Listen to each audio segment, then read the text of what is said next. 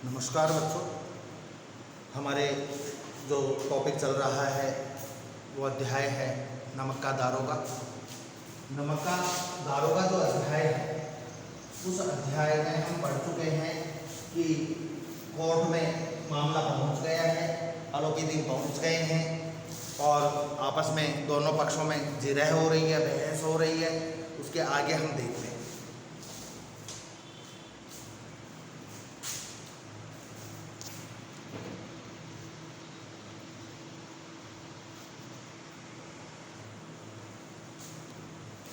यहाँ तक मुंशी जी को न्याय भी अपनी ओर से कुछ खिंचा हुआ दिख पड़ता था। मुंशी जी को न्याय अपनी ओर से कुछ खिंचा हुआ दिख रहा था। उनको लगने लग गया था कि शायद मैं जीत नहीं पाऊंगा, क्योंकि वो भी जानते थे कि जो आदमी मेरे को 40,000 का ऑफर कर सकता है रिश्वत के रूप में, वो वकीलों को कोर्ट में भी देगा, तो न्याय अपने आप खिंच जाएगा, दूसरी तरफ चला जाएगा। वह न्याय का दरबार था।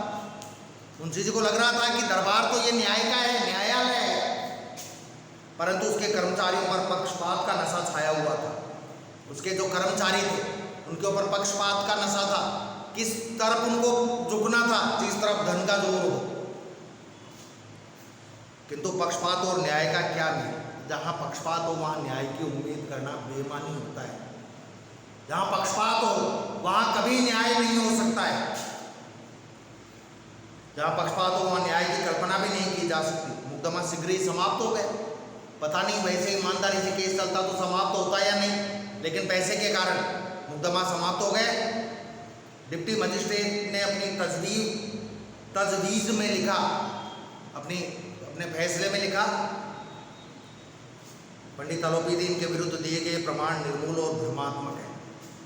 पंडित आलोपीदीन के विरुद्ध जो प्रमाण दिए गए हैं वो निर्मूल, आधार रहित और भ्रमात्मक, केवल भ्रम के आधार पर है, पक्के सबूत नहीं है। वह एक बड़े भारी आदमी है। बड़े भारी का मतलब वजन से नहीं बच्चों, बड़े भारी आदमी है। वह एक बड़े भारी आदमी है, इसका मतलब है कि वो बहुत पैसे वाले, बहुत सम्मानित, बहुत इज्जतदार व्यक्ति है। यह बात कल्पना के बाहर की है।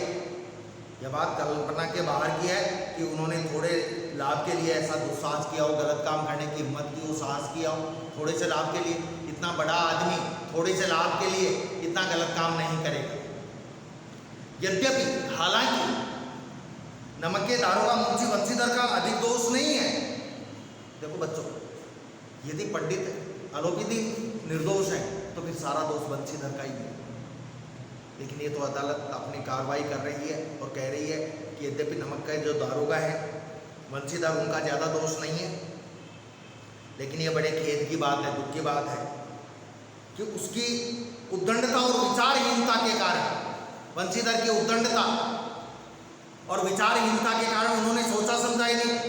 लड़कपन में उन्होंने जोश में ये केस बना दिया। एक भले मानुस को कष्ट झेलना पड़ा। आपको तो मालूम है कि कौन था भला मानुस। आलोपीदीन कितने भले आदमी थे। एक भले मानुस को यानी आलोपीदीन को कष्ट उठाना पड़ा। हम प्रसन्न हैं, लेकिन हम इस बात से प्रसन्न हैं कि वह अपने काम से सजग और सचेत रहता है। लेकिन बंशीधर, हम इस बात से खुश हैं कि बंशीधर अपने काम में पूरा ध्यान दे रहा है, सजग और सावधान है। किंतु नमक से मुकदमे की बढ़ी हुई नमक हलाली ने उसके विवेक और बुद्धि को भ्रष्ट कर दिया है। नमक हलाली के चक्कर में उसकी बुद्धि और विवेक नष्ट हो गए और उसने झूठा केस आलोपीदीन पर बना दिया। भविष्य में उसे होशियार रहना चाहिए। ये गलत केस नहीं बनाने चाहिए, गलत काम नहीं करना चाहिए।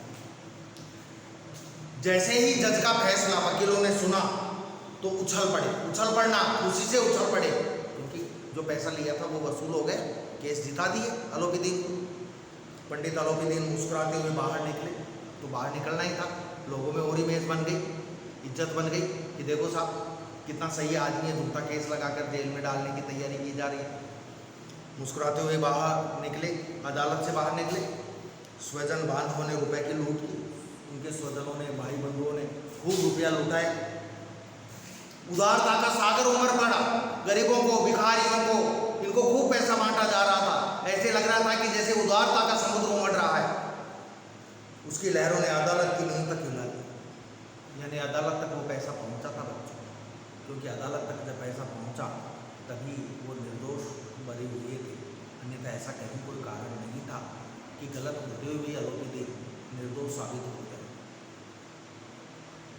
जब बंशीधर बाहर निकले अदालत के तो चारों ओर से उनके ऊपर व्यंग्य बाणों की वर्षा होने लगी। लोग व्यंग्य करने लगे, देखो ये जा रहा है, नमक का दारोगा जा रहा है, गलत केस बनाता है, पैसा नहीं दिया होगा इसलिए झूठा केस बना दिया। व्यंग्य कर रहे थे लोग। चपरासी उन्हें झुक कर सलाम किए। चपरासी तो झुककर सलाम करते ही अधिकारी था बंशीधर, किंतु इस समय एक एक कटुआ के एक एक संकेत उनकी गर्वाग्नि को प्रज्वलित कर रहा था, उनकी गर्व की अग्नि को बढ़ा रहा था, जला रहा था। इस कदाचित इस मुद्दे में सफल होकर वह इस तरह करते हुए नहीं चलते। अब तो दिखाने के लिए करते हुए चलना पड़ रहा था ताकि लोगों को लगे कि मैंने कोई गलत काम नहीं किया। और लगे क्या, बंशीधर ने तो वाकई गलत काम नहीं किया था, सही काम किया था। आज उन्हें संसार का एक खेदजनक विचित्र अनुभव हुआ, एक बड़ा दुख भरा अनुभव हुआ। क्या अनुभव हुआ? न्याय और विद्वता। लंबी चौड़ी उपाधियां, बड़ी बड़ी दाढ़ियां और चोंगे जो वकील पहनते हैं, जज पहनते हैं, एक भी सच्चे आदर के पात्र नहीं है। सबके सब बिकाऊ हैं, सबको खरीदा जा सकता है। बंशीधर ने धन से बैर मोल लिया, धन का अपमान किया, एक धनवान आदमी से शत्रुता ले ली, उसका मूल्य चुकाना अनिवार्य था। कठिनता से एक सप्ताह बीता होगा, इस केस का हारने के मुश्किल से 7 दिन बीते होंगे। मुअत्तली का परवाना आ पहुंचा। मुअत्तल सस्पेंड, टर्मिनेट का परवाना आ गया, नौकरी से हटा दिए गए। कार्यपरायणता का दंड मिला, ईमानदारी से काम किया उसका यह दंड मिला। यदि बंशीधर उससे पैसे ले लेते तो कोई केस नहीं होता, कोई दंड नहीं होता और पैसे उड़ा जाते। मतलब ईमानदार आदमी को कदम कदम पर अपमानित होना पड़ता है। बेचारे भग्न हृदय, टूटे दिल से भग्न हृदय, उदास मन से, शौक और खेत से व्यथित घर को चले। अब कहाँ जाते, अपने घर के लिए रवाना हो गए।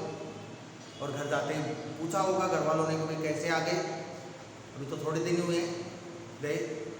बूढ़े मुंशी जी तो पहले ही से कुड़कुड़ा रहे थे, गुस्सा कर रहे थे, कुछ ना कुछ बड़बड़ा रहे थे। क्या कह रहे थे बूढ़े मुंशी जी? चलते चलते इस लड़के को समझाया था, बच्चों मालूम है ना, नौकरी पर जा रहे थे तब उस समय समझाया था काम की तलाश में, लेकिन इसने एक न सुनी, मेरी बातें मानता, सब मनमानी करता है, अपने मन में जो आता है वो करता है। हम तो कलवार और कसाई के तकादे से हैं, हम तो जो हमारे पैसा मांगने वाले हैं उन लोगों के तकादे से हैं। वो पैसा मांगने के लिए आए और हमें कुछ कुछ कहते रहे।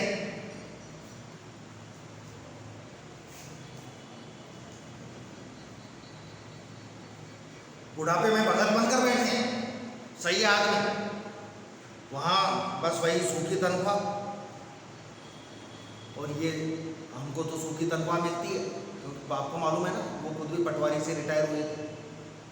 हमने भी नौकरी की है, बूढ़े मुंशी जी बंशीधर के पिता कह रहे हैं, हमने भी नौकरी की है और कोई ओहदेदार नहीं थे, हम तो एक पटवारी थे छोटे से, कोई ओहदा बड़ा पद नहीं था, कोई ऐसे दरोगा जैसा पद नहीं था हमारे पास, लेकिन काम किया, दिल खोलकर काम किया। जिसने रिश्वत दी उसे रिश्वत भी दी, दिल खोलकर काम किया। आप ईमानदार बनने चले, इनको तो ईमानदारी चाहिए। क्या जरूरत थी, वो पैसा दे रहा था, ले लेता, उसको जाने देता। और लोग भी तो ऐसा करते हैं, लेकिन पता नहीं ईमानदार बनने बैठा है। घर में चाहे अंधेरा हो, मस्जिद में अवश्य दिया जलाएंगे। खुद के घर में अंधेरा हो लेकिन मस्जिद में अवश्य दिया जलाएंगे। खुद के घर में खाने को नहीं है और ईमानदारी का नाटक कर रहे हैं, वहां ईमानदार बन रहे हैं। क्यों पंगा लिया, कितना नुकसान हुआ, नौकरी गई, वो पैसा रिश्वत का आ रहा था वो गया, बदनामी हुई। पढ़ना लिखना सब अकारत गया, इसको जो पढ़ाया लिखाया सब बेकार गया। इसके थोड़े ही दिनों बाद जब मुंशी बंशीधर इस दुरावस्था में घर पहुंचे और बूढ़े पिताजी ने समाचार सुना तो सिर पीट लिया। बोले, जी चाहता है कि तुम्हारा और अपना सिर फोड़ दूं, तेरा और मेरा दोनों का माथा फोड़ दूं। क्या काम करके आया है, सस्पेंड होकर आया है। बहुत देर तक पछता कर हाथ मलते रहे। क्रोध में पिता ने पुत्र को कठोर बातें भी कही, यदि वंशीधर वहाँ से टल नहीं जाते, वहाँ से हट नहीं जाते पिता के सामने से, तो अवश्य ही वह क्रोध विकट रूप धारण करता और वो बहुत कुछ कह देते बूढ़े पिता। वृद्धा माता को भी दुख हुआ, वंशीधर की जो बूढ़ी माँ थी उनको भी बहुत दुख हुआ कि बेटे की नौकरी छूट गई, क्योंकि माँ जगन्नाथ और रामेश्वर यात्रा की कामनाएं मिट्टी में मिल गई थी बूढ़ी माँ की। माँ ये सोच रही थी बेटा नौकरी लग गया, अब तो पैसा आएगा घर में और मैं जगन्नाथ और रामेश्वरम की यात्रा करूँगी। वो यात्रा की कामनाएं मिट्टी में मिल गई, क्योंकि पैसा घर में आएगा नहीं और अब यात्रा होगी नहीं। तो उसको भी, माँ को भी दुख हुआ। पत्नी ने तो कई दिन तक सीधे मुँह से बात भी नहीं की, और पत्नी ने कई रोज तक वंशीधर से सीधे मुँह बात नहीं की, मतलब प्यार भरी बातें नहीं की। हमें वो तनी रही, क्रोध में ही रही।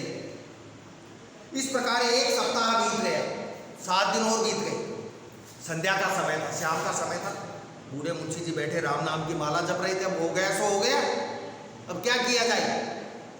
तो बूढ़े मुंशी जी थे वंशीधर के पिता, वो राम राम की माला जप रहे थे।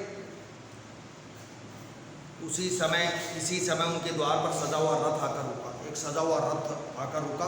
बच्चों ध्यान रखना, कौन आया इस रथ में? पंडित अलोपीदीन।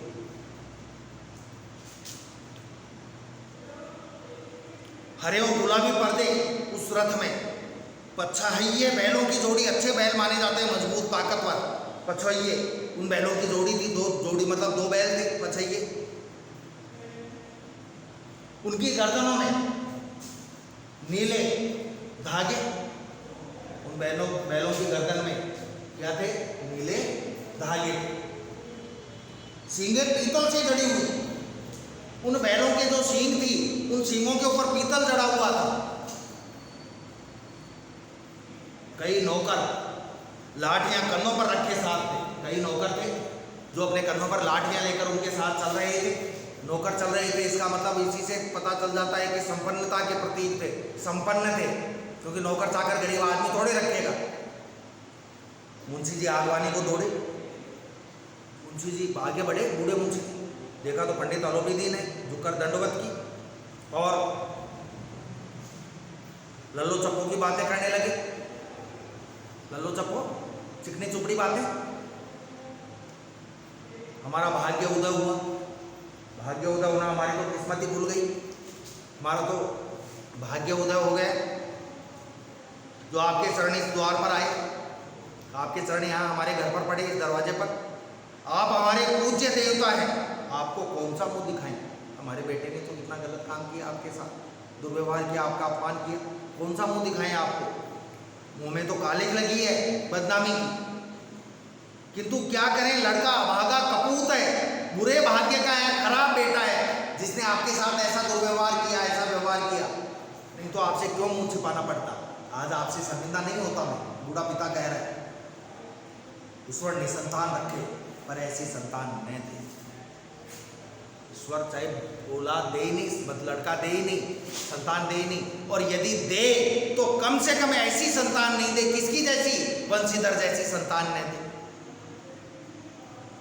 अलोपीदीन ने कहा नहीं भाई साहब ऐसा न कहिए। अलोपीदीन बूढ़े मुंशी जी से कह रहे नहीं भाई साहब ऐसा मत कहो आप कि संतान नहीं दे, अभागा है, कपूत है, ऐसा मत कहो। मुंशी जी ने चकित होकर कहा ऐसी संतान को और क्या कहूं? अलोपीदीन ने वात्सल्यपूर्ण स्वर में कहा, एक अपनेपन के हिसाब से प्रेम से कहा, कुल तिलक और पुरुषों की कीर्ति उज्जवल करने वाले संसार में ऐसे कितने धर्मपरायण मनुष्य हैं जो धर्म पर अपना सब कुछ अर्पण कर सके।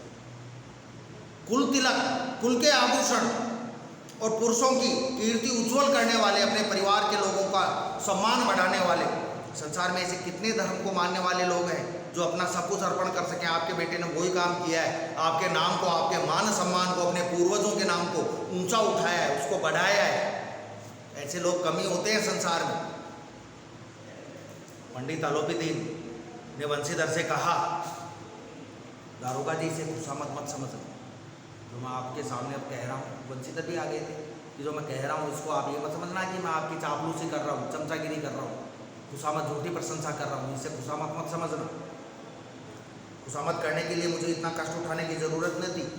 अरे भाई ऐसा नहीं है कि मैं केवल आपकी झूठी खुशामद करने आया हूँ, वहाँ से चलकर यहाँ तक आया हूँ। खुशामद करने के लिए इतनी दूर आने की आवश्यकता नहीं थी मेरे को। उस रात को आपने अपने अधिकार बल से मुझे अपनी हिरासत में लिया था। उस रात को तो आपने अपने अधिकार से, अपनी बल से, कोई पावर था, आप एक सरकारी कर्मचारी थे, आपने उस अधिकार से मेरे को गिरफ्तार किया था, हिरासत में लिया था। किंतु आज मैं स्वेच्छा से आपकी हिरासत में आया हूं। आज मैं खुद चलकर आपके पास आया हूं। मैंने हजारों रईस और अमीर देखे, हजारों उच्च पदाधिकारियों से काम पड़ा, सबके सब रिश्वत के गुलाम हैं। सबको पैसा चाहिए, रिश्वत चाहिए। किंतु मुझे परास्त किया तो आपने, जो मेरे आगे झुके नहीं, दबे नहीं, रुके नहीं। मैंने सबको अपना और अपने धन का गुलाम बनाकर छोड़ दिया। और जिन लोगों को मैंने धन दिया वो मेरे इशारे पर ऐसा चलते थे जैसे डुगडुगी बजाने पर बंदर नाचता है, ऐसे मेरे इशारे पर चलते थे, मेरे गुलाम थे। मुझे आज्ञा दीजिए कि आपसे कुछ विनय करूं, आपसे कुछ निवेदन करूं, आप मुझे आज्ञा दीजिए। ठीक है बच्चों, आज के लिए इतना ही। कल ये आपका अध्याय पूर्ण हो जाएगा। धन्यवाद।